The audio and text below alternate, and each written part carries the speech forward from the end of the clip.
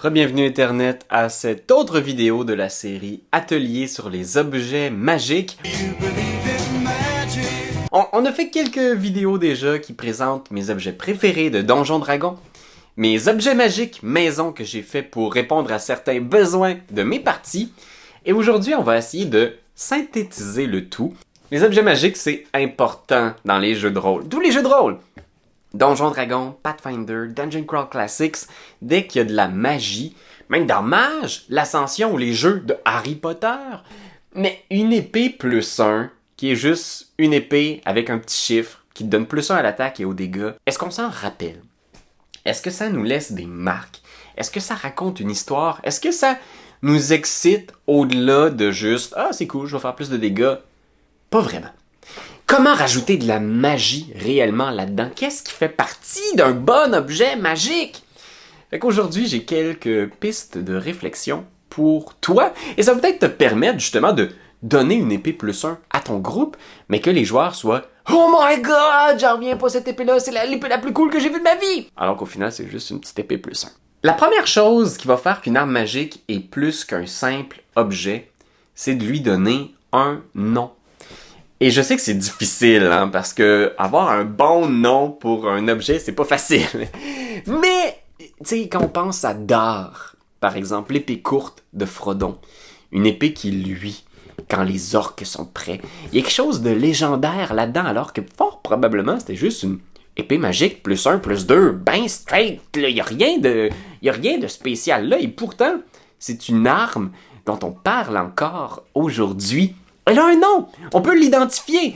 Alors, je pense que c'est important, si vous créez un objet magique, de prendre un peu de temps pour réfléchir à un nom. Alors, comment est-ce qu'elle s'appelle? L'épine divine? Est-ce que c'est briseur de rêves? Pensez à toutes ces armes-là dans A Song of Ice and Fire, par exemple, le roman de George R. Martin. Le fait d'avoir un nom aussi, c'est que c'est assez signature de voir un chevalier ou une chevalière qui porte une arme qu'on peut reconnaître, qu'on peut passer aussi. Donc de mère en fille, ou qu'on peut donner à quelqu'un. Fait qu'il y a quelque chose là de noble de voir comme, c'est le porteur maintenant de tueur de démons. Ça me prend de l'imagination de trouver des bons noms qui évoquent quelque chose. Mais vous allez voir que ça fait quand même une bonne différence d'avoir une dague qui porte un nom. Et là, le fait d'avoir un nom, c'est que ça veut dire que cette arme-là, elle a aussi une histoire. D'où elle vient? Qui l'a créée? Le plus vous allez répondre à ces questions-là quand vous créez un objet magique, le plus ça va porter, ça va inspirer le reste des choses que vous allez y attacher, que vous allez y associer. Par exemple, si cette arme-là, à la base, c'était une arme qui a été créée par un cultiste, ben, qu'est-ce que ça veut dire? Dans quel métal elle a été forgée? Est-ce qu'il y a des choses inscrites dessus? Où est-ce qu'elle s'est retrouvée? Entre les mains de qui elle est passée? Est-ce qu'il existe encore un de ses porteurs qui est vivant? Si c'est un chevalier qui a été dépossédé de l'arme parce que c'est des voleurs qui l'ont détroussé ou qui ont volé une manoir familiale, peut-être qu'il y a encore un chevalier qui est à la recherche de cette arme-là. Peut-être que si son nom circule, qu'il y a des gens qui vont vouloir la retrouver, qui vont entendre parler que vous l'avez en main. Vous n'avez pas besoin d'écrire un récit de 32 pages, mais de savoir d'où elle vient, puis entre les mains de qui elle est passée, ça va vraiment vous inspirer pour la suite des choses. Parce que oui, on y arrive, on a besoin que cette arme-là, que ce soit une épée, une armure ou un objet merveilleux, imaginez une petite pierre qui peut se transformer en chien ou whatever, mais ça doit aussi porter un petit bonus. Il faut qu'elle ait une touche unique. Et là, il y a des tables que vous pouvez trouver dans le guide du maître, sur lesquelles vous pouvez rouler pour associer un petit effet sympathique. Est-ce que l'épée au repos va chuchoter, murmurer, chanter d'anciens chants elfiques peut-être? Tout ça, c'est possible, puis ça le fait, puis vous pouvez effectivement mettre de la lumière sur votre épée. C'est juste quelque chose qui est un petit peu... On l'a vu déjà. J'ai préparé une petite table avec des effets magiques concrets. Parce que je pense que c'est ça que ça nous prend. Ça nous prend le petit plus qui fait que cette arme-là va pas juste être un... Genre, il va avoir un petit effet niaiseux, mais il faut que l'épée t'amène un petit bonus supplémentaire qui raconte son histoire. Si effectivement l'épée a été créée par des cultistes, est-ce que cette épée-là t'informe sur les différentes pratiques de ces dieux anciens-là? Peut-être que dans ton sommeil, si tu es le porteur de cette dague-là, tu vas avoir des visions de rites, de cultes, de lieux, peut-être. Puis ces lieux-là, tu vas peut-être les reconnaître. Peut-être que ça va te donner l'information d'un donjon caché. Si tu portes une arme électrique ou une arme enflammée, par exemple, est-ce que la présence de cette arme-là fait que la température autour est toujours plus élevée? Est-ce que ça se peut que ça soit toujours l'été dans la présence de cette arme-là? Il faut qu'il y ait un petit pouvoir spécial. Puis l'idée ici, c'est un peu penser au pouvoir des X-Men, de penser à tous les pouvoirs de super-héros et d'en trouver quelques-uns qui sont pas trop game-breaking, mais qui peuvent être appliqués à l'arme. Et si vous êtes le porteur de cette arme, de cette armure, de cet objet magique-là, vous bénéficiez aussi de ce petit pouvoir-là, des points bonus si le pouvoir donné, procuré par l'arme, est un pouvoir négatif. Dans le sens que ça n'a pas besoin d'être ton aliment devient mauvais, mais il y a quelque chose d'intéressant quand l'objet est tiraillé entre un pouvoir vraiment cool, j'ai une épée +2, mais en contrepartie, tout ce que je vais manger va goûter le carton. Vous comprenez? Il y a un dilemme là. Il y a cet aspect-là aussi que ces objets magiques-là, souvent on va les placer dans des coffres au trésor qui sont derrière le gros boss final. Donc si vous avez cet objet magique qui procure un effet vraiment cool, puis qui est dans un coffre derrière le grand prêtre du chaos, c'est intéressant, les joueurs vont vaincre le boss, vont ouvrir le coffre, vont le récupérer, mais gardez toujours ça en tête quand vous créez un objet magique. Et si cet objet magique-là était entre les mains du boss? On l'oublie trop souvent, en tout cas moi je l'oublie trop souvent, mais ces objets magiques-là on les cache dans des ruines, mais ils sont d'autant plus intéressants quand ils sont entre les mains d'un adversaire et qu'on les voit à l'œuvre. La fameuse épée Vorpal, qui va vous décapiter si le porteur de l'épée roule un vin naturel.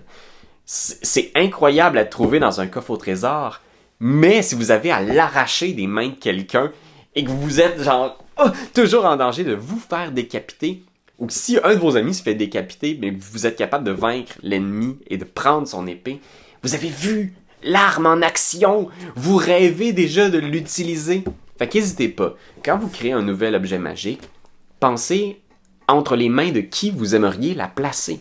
Si vous créez un boss, assurez-vous qu'il y ait un objet magique signature cool. N'hésitez pas à lui donner cet effet magique-là aussi, qu'il l'utilise. Parce que c'est d'autant plus gratifiant d'obtenir un objet magique quand on l'a gagné au bout d'un combat où on a vraiment mis notre vie en péril. Puis qu'on a vu l'objet magique shiner. On est comme genre, oh, j'ai hâte de l'avoir. Au final, je pense qu'on réalise aussi, en fait, je réalise que dans tous ces objets magiques-là, ce qui est le plus intéressant, c'est le mystère. Alors qu'il y a certains éléments qui sont inexpliqués. Parce que oui, bien sûr, c'est le fun qu'il y a une histoire à vos armes, à vos épées, à vos armures. On a le goût de tout raconter puis de dire « Oh, laissez-moi vous dire, c'est qui l'a eu avant? » Mais il faut pas tout raconter. Il faut garder certaines parts d'ombre. Et c'est ce qui fait qu'un objet magique va vraiment avoir l'air magique. La magie est d'autant plus intéressante quand il reste un aspect non dit, inexpliqué. Par exemple, si vous avez un objet magique extrêmement puissant, gardez toujours l'espèce de mystère de est-ce que vous avez débloqué tous ces pouvoirs? Est-ce qu'il n'y a pas quelque chose de plus à découvrir sur cette arme-là? Même chose s'il y a un objet qui a un pouvoir très très très cool, un artefact, là, supposons, comme l'anneau d'hiver ou la main de Vecna. Il ne faut pas qu'un sort d'identification nous permette de découvrir tous les secrets de l'objet. Il faut qu'il y ait une part de légende, une part de mythique. Toujours l'inquiétude chez le joueur de est-ce que l'objet magique est peut-être plus grand, trop puissant pour moi. Pour vous, mécaniquement, ce que ça fait, c'est que ça vous garde un as dans votre manche. Et si l'objet magique est effectivement trop puissant, c'est souvent la crainte qu'on a. On a donné un objet magique à notre groupe, on le voit en action et on réalise que le jeu n'est plus du tout équilibré. Cet objet magique-là détruit tout.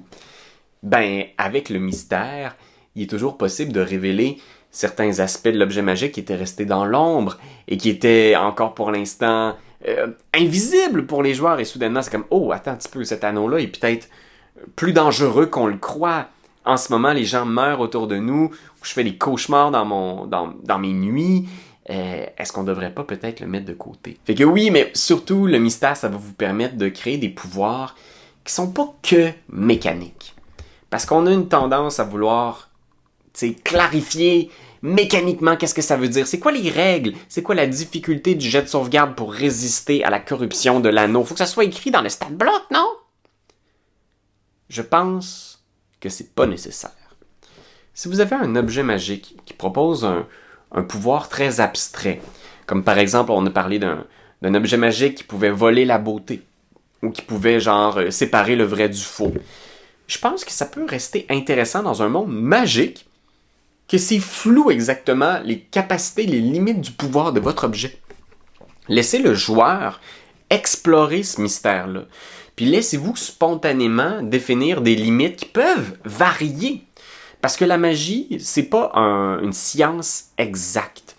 On a tendance, parce que c'est un jeu avec des dés et des valeurs mathématiques, à vouloir cantonner la magie à des tables, à des chartes, à des limites mathématiques claires, mais ça peut varier. Un objet magique peut être plus fort un jour, moins fort un autre. Vous n'êtes pas obligé que l'épée plus 1 soit plus 2, plus 3, plus 1. Non. Ce que je veux dire, c'est que si vous avez un objet magique qui est mythique et qui permet de faire des choses comme de passer d'un monde à l'autre, mettez pas des règles trop claires, trop spécifiques. Ça va vous permettre, à vous, comme maître de jeu, d'ouvrir certaines portes sur lesquelles les joueurs avaient peut-être pas prévu cet effet-là. Si vous avez un objet qui permet d'ouvrir des portails qui mènent d'un endroit à un autre, laissez-les s'amuser avec, puis d'ouvrir des portails à des endroits qu'ils désirent, et soudainement, un jour, ils ouvrent un portail vers un monde d'ombre et de ténèbres. Vont-ils pouvoir s'en échapper? Laissez-vous ces possibilités-là. Laissez une part de mystère. Laissez certains pouvoirs non écrits. C'est un risque à prendre, mais je pense que dans un jeu de rôle, c'est payant. Fait que voilà. Qu'est-ce qu'on a appris? Ces petits objets-là, ces objets magiques classiques, qui sont peut-être un peu ennuyeux maintenant qu'on a joué beaucoup, et qu'on les connaît bien, les épées magiques plus 1, plus 2. Ben, on peut les rendre intéressants, ces objets-là, en ajoutant une petite touche de magie. Et cette table-là, avec différents pouvoirs aléatoires pour les objets magiques, pour améliorer un petit peu les objets que vous allez proposer à vos groupes, ben vous allez la trouver sur notre Patreon. Fait que c'est une petite table que j'ai créée. Vous avez juste à taper table objet magique ou exclusivité ou Patreon dans l'entrée de recherche de notre Patreon pour trouver cette charte-là. Parce que peut-être que ça va faire 10 ans que j'ai fait cette vidéo-là puis que ça va être dur à trouver, mais vous allez y arriver. Fait que voilà, n'hésitez pas si vous avez des suggestions aussi, parce que je pense que comme communauté, c'est très enrichissant de partager. Fait que n'hésitez pas, là, si vous avez un flash, un pouvoir à donner à un objet magique un peu anodin, mettez-le dans la description. C'est les petits plus qui font qu'on s'en souvient de ces objets magiques-là. Fait que n'hésitez pas à nous laisser vos propositions d'effets magiques à donner à des épées, des armures et d'autres objets merveilleux. Fait que merci d'avoir été là pour cette série Atelier sur les objets magiques. J'espère que ça a été le fun pour vous puis que ça vous a inspiré à créer vos objets magiques. Puis on se retrouve dans une autre vidéo.